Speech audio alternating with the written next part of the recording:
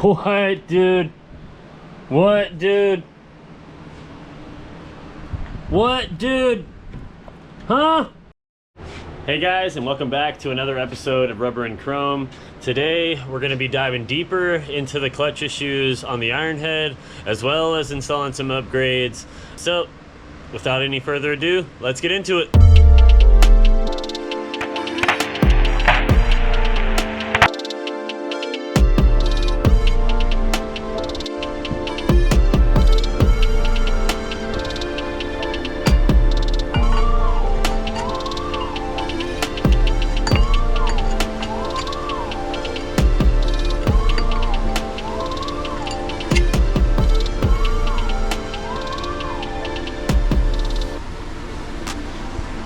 Alright, that is the start of a Ironhead clutch removal tool, the spring compressor tool. So what I did is I cut a 12-inch section of 3/8 flat strap, I believe it's 3/8. Drilled two holes 10 inches apart, so an inch on each side in. That'll give you a 10-inch span. That's for the two 1/4-20 pieces of all thread. So what I've got in there right now is 3-inch, just to show you guys, but that is not long enough to get the whole tool or the whole spring out. So you actually are going to need about 8 inches. So I got a 3-foot section of this 1/4-20 threaded rod. We're going to cut 8-inch sections of this. Two of those will go where those 3-inch sections are right now, and replace those two so that this tool can actually come out. As you can see right now, if I tighten that down, I might be able to engage the clutch, but I'm not going to be able to remove it. So that's the next step, is getting some of this threaded rod cut to fit to size. Then we need to punch a hole.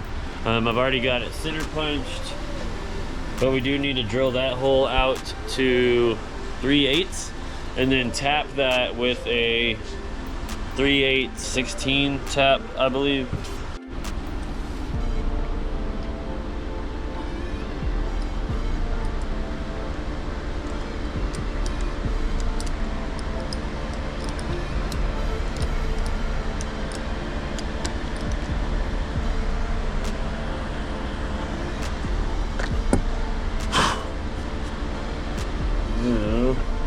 These bolts should fit in there like so.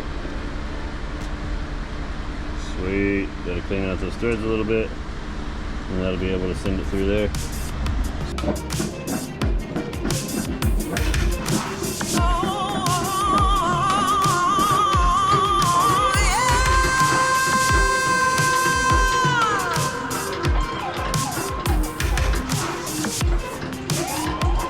Get this primary off. You need to drain the fluid, so we'll bust that bolt loose first and get the fluid drained out.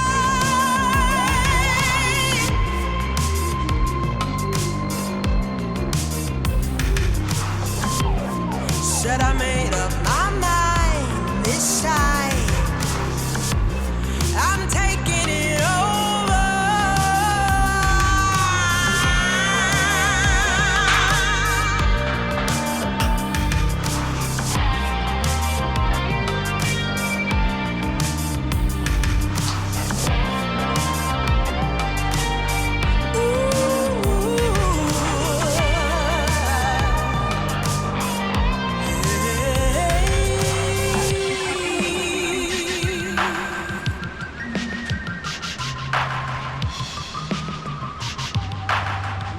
Alright, we're going to try to catch as much of that as possible and reuse it. I haven't run the clutch through. We just filled it up to test, and then test failed before we even drove it. I'm taking it over.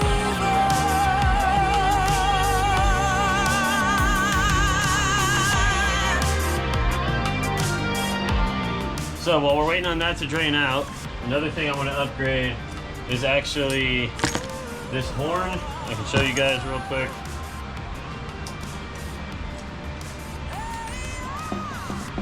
This is all we're getting with horn right now.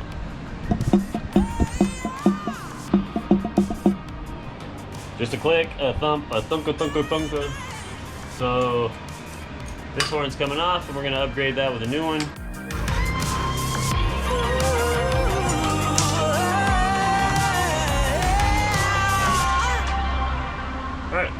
old one's off. New one can go on now.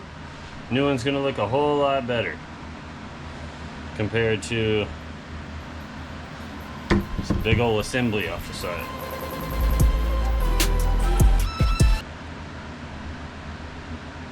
Well, it didn't work.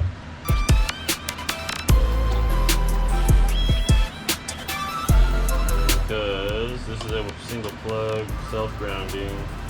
This is a 2-plug with a ground. I should have checked that at the parts store. That's on me. So, now that this is almost done draining, let's go ahead and start busting some bolts loose.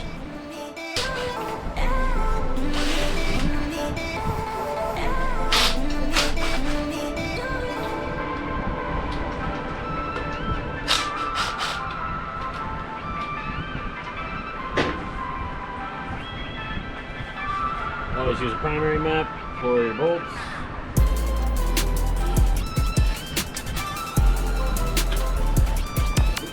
They all have different lengths, so you always want to keep track where they come out of, where they're going to.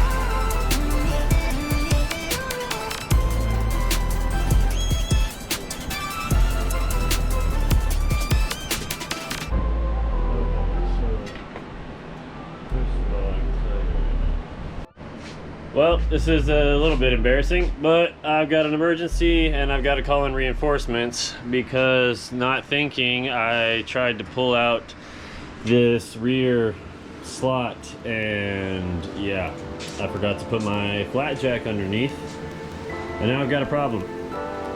So, some buddies are on their way to help me lift this back up. Okay, well, crisis averted. All I had to do was lower the lift all the way down, letting the tire kind of be raised up by the bracing underneath. Once it was all the way down, I could get the flat jack underneath the bike, jack up the rear, and get the slot back in. As you can see, we still have some daylight between. So, much better than before. So, crisis averted, let's move on. Probably jack the bike back up and start pulling those bolts. Okay, now that we've got the primary cover off, gasket off, we can install the clutch tool, which is going to span from those 2 bolts right there. So, I'm going to put you guys down and get that installed.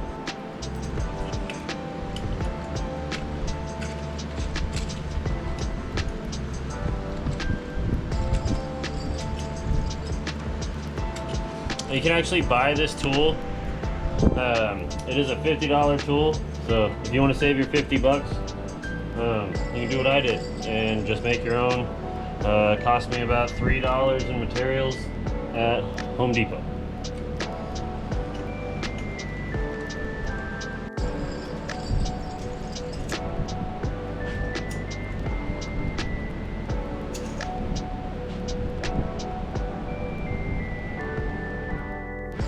Alright, just to note, you do want to rotate this so that the bar goes between all of those studs. For these nylon lock nuts, we're going to want to take those off here in a minute. Actually, that's what this tool is helping us do. This tool is going to compress in on the pack and relieve tension off of these nylon screws so that we can get these off.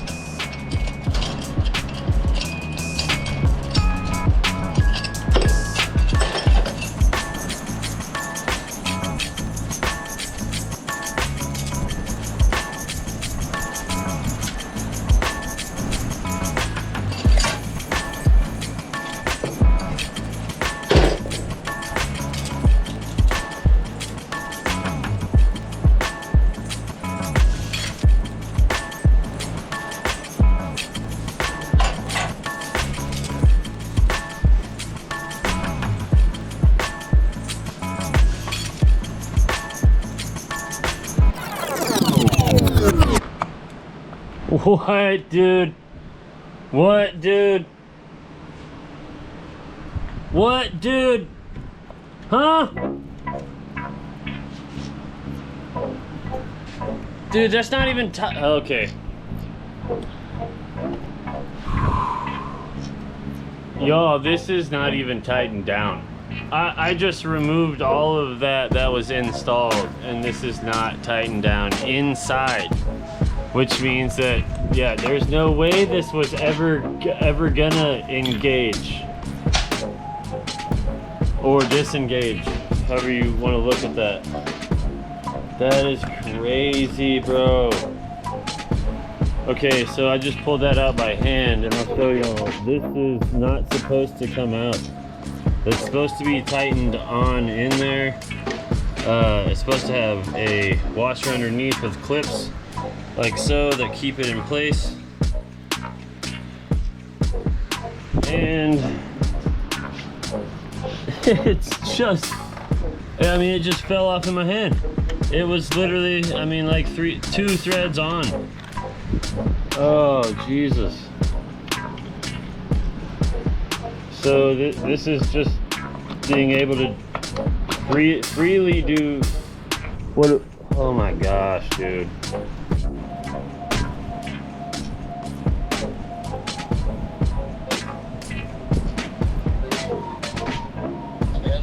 Hey, guess what? What's up? I think I found our fucking problem. What happened? So, the clutch nut inside the pack is supposed to be behind the springs. I just pulled the springs out.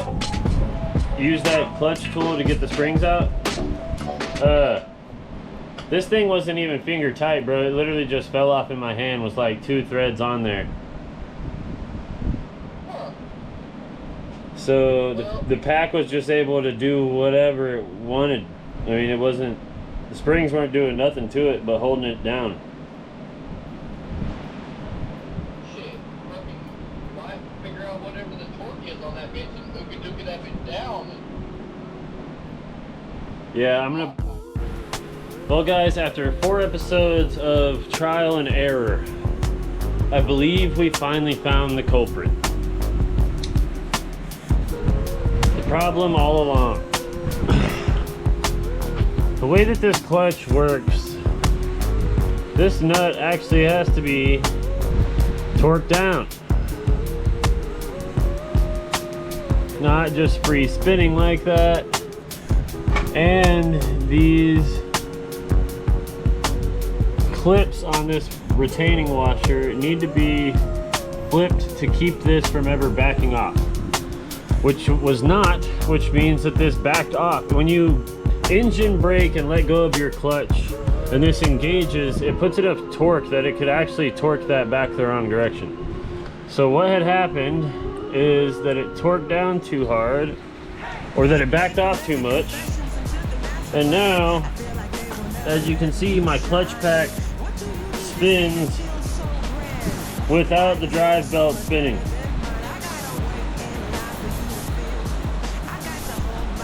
Which is amazing. That means that once my lever is pulled, that my clutch will work, the bike will stay running and roll. Such a relief. Finally found the culprit after 4 videos long of trying to, excuse the sound, it just started bucketing rain here. But yeah, I am just exuberant. I was going to go ahead and order, I've been looking at Recluse clutches, but I just found a Barnett has a Scorpion clutch for this model, a 71 to 84 model XL clutch that updates it from this 2-spring design to a 6-spring design, so each one would have its own spring. You just get a lot more functionality that way, and you can dial back the tension to your desired clutch pull. So instead of doing that upgrade right now, I think we're gonna go ahead and put this back together, torque that nut down. We're gonna flap those wings down on that lock washer just to make sure it doesn't come back loose, and we should be able to get this thing on the road. So thank you guys for being patient with this video. I'm gonna wrap this up tomorrow, but I need to post this video. So I hate to keep doing another part on iron head clutch, but it's getting late in the evening and it just started pouring down rain. All right guys, thanks for staying to the end of the video. I'm gonna go ahead and wrap it there and continue filming on this tomorrow. However, I do need to post a video in the morning. So I've got to get this edited tonight. Now that we found the problem, we can finally make some steps forward into getting this iron head back on the road. Thanks guys, make sure you hit that subscribe button down below. Like, hit that notification bell so that you get notified when I post new videos. Peace!